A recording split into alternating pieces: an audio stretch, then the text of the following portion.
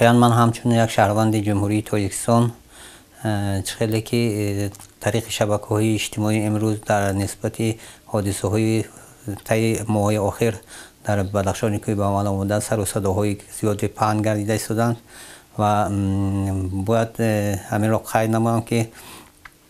تمام امروز تنجی آرامی کشور این بهترین مقدسات برای هر یک فرد تاجیکستانی است و باید مردم شریف سربلند بدخشان از این چیز با دسیسه های گروه های افراطگرایی که امروز چه از داخل چه از خارج کشور میخواهند که وضع آرام جمهوری ما را ناآرام سازند و این چیز داده نشوند و من مراجعت کرده به مردم سربلند بدخشان گفتنیم که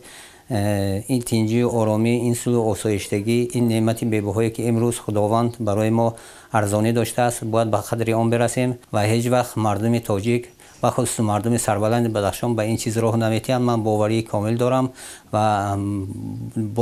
بار دیگر به مردم شریف و سربلند بدخشان مراجعت کرده میگم که فریفته چنین دسیسه ها چی از داخل چی از خارج کشور نگردند و باید هر یک تنجی و آرامی، صلح و آسایشتگی این کشور عزیزمان را همیشه پاس مقدس داریم.